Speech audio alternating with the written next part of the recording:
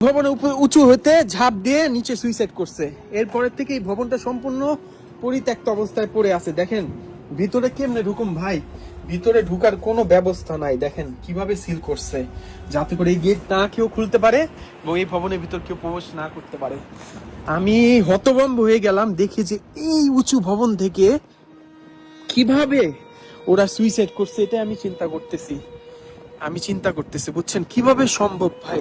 এই এত সুন্দর এত বড় একটা ভবন এখন এই দুইজন মানুষের জন্য, এই দুইজন সুইসাইডের জন্য সম্পূর্ণ পরিত্যক্ত অবস্থায় পড়ে আছে।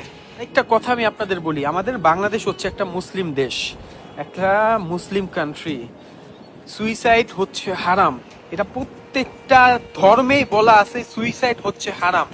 সুইসাইড করলে যে ধর্মেরই মানুষ হোক না কেন, সুইসাইড করলে জাহান্নাম নিশ্চিত, সে কোনো দিনই বেহেশতে যাইতে পারবে না।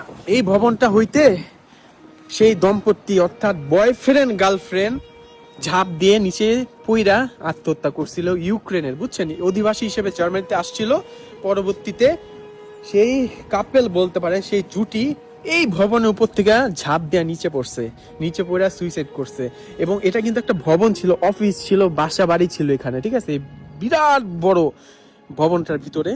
এবং ওই কাপেল বা ওই যে দুইজন মারা গেছে সুইসাইড করে, ওরা এখানে মারা যাওয়ার পরে ওদের নাকি অস্তিত্ব মানুষরা টের পাইতো, এখানে যা থাকতো, যা সিকিউরিটিতে কাজ করতো না, ওরা নাকি রাত্রের বেলা অনুভব করতো যে এখানে মানে দৌড়াদৌড়ি শব্দ, বিভিন্ন কান্নার আওয়াজ।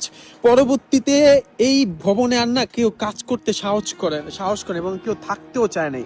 এরপরেই কর্তৃপক্ষ বাধ্য হইয়া এত বড় এত সুন্দর একটা ভবন সম্পূর্ণ সিলগালা করে দেয়, অর্থাৎ পরিত্যক্ত করে দেয়। এবং এটা সম্পূর্ণ পরিত্যক্ত অবস্থায় বর্তমানে পড়ে আছে, কেউ এখানে আসে না, কেউ থাকেও না। এবং এটা নাকি কয়েক বছর পরে ভাঙ্গা ফেলবে, কিন্তু ভাই ভাঙতেও তো টাকা লাগে, তাই না বলেন। এবং এখানে সিসি ক্যামেরা আছে, দেখছেন আমাকে কিন্তু ওরা রেকর্ড করতেছে। এই দেখেন লাইট জ্বলে উঠছে, আমাকে কিন্তু ওরা রেকর্ড করতেছে ভাই, আমারই কিন্তু ওরা ভালো মতো রেকর্ড করতেছে। আমি যদি এটার ভিতরে ঢুকি তৎক্ষণাৎ পুলিশ এসে পড়বে, তৎক্ষণাৎ। আর এটার ভিতরে ঢুকারও কোনো ব্যবস্থা আমি দেখলাম না, কারণ সবকিছু সিল করে দেওয়া। আমি কি বলবো বলেন, আমি নিজেও হতভম্ব হয়ে গেছি। এত সুন্দর একটা ভবন হইতে মানে কেমনে পারছে দুইজন, তাও কাপেল, ভালোবাসার জন্য ওরা নাকি এখানে সুইসাইড করছে। কি বলবো বলেন, হায় রে ভালোবাসার কপালে উষ্টা মারেন, সুইসাইড, ছি ছি ছি। আমি যা হতভম্ব হয়ে গেছি, আমি শুধু দেখাইতে আনছিলাম, দেখছেন কি ভবন। এই ভবন থেকে আত্মহত্যা করে মারা গেছে দুইজন, একজন ছেলে একজন মেয়ে। মেয়েটার বয়স ছিল আপনার 17, ছেলেটার বয়স ছিল 23। ইনফরমেশন সবকিছু নিয়ে আসছিলাম এখানে, কিন্তু আফসোস এটার মধ্যে ঢুকতে পারলাম না। আচ্ছা দাঁড়ান, ঢুকতে মনে পারবো, একটু চেষ্টা। ও ভাই প্রচন্ড ঠান্ডা ভাই, ইয়াল্লা এদিক থেকে যাওয়া যায় নাকি নিচে, আমি জানি না ঢুকতে পারবো কিনা। ঢুকতে পারলে ভালো হইতো। না রে ভাই, ঢুকার তো কোনো ব্যবস্থা নাই, সবকিছু বন্ধ করে দিয়েছে। এই গেট দিয়ে ঢুকা যাবে না, ঢুকার তো কোনো ব্যবস্থা নেই রে ভাই। প্রচন্ড ঠান্ডা, কিন্তু প্রচন্ড ঠান্ডার মধ্যে আমি গেঞ্জি পরে ভিডিও করতেছি। তার মধ্যে কি বাতাস দেখেন, কি সুন্দর জায়গার মধ্যে এই দুইজন সুইসাইড করছে। এই দেখেন লাইট জ্বলে আসে, আমাকে কিন্তু ওরা ক্যাচ করতেছে, অর্থাৎ আমার ভিডিও কিন্তু ওরা ধারণ করতেছে সিসি ক্যামেরার মধ্যে। কি সুন্দর জায়গা দেখছেন, এই জায়গার মধ্যে ওরা এই ভবনের উপর উঠা ঝাঁপ দিয়া আত্মহত্যা করছে।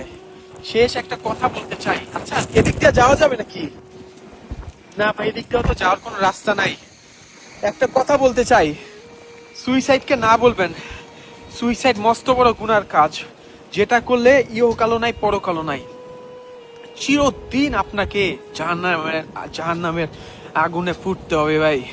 সুইসাইড হচ্ছে এমন একটা জিনিস, যত ডিপ্রেশনে থাকেন না কেন, কখনো মাথার মধ্যে এইসব চিন্তা আনেন না যে আমি নিজেকে শেষ করে দিব, এটাই হইতেছে আমার শেষ উপায়, শেষ রাস্তা। ভুল।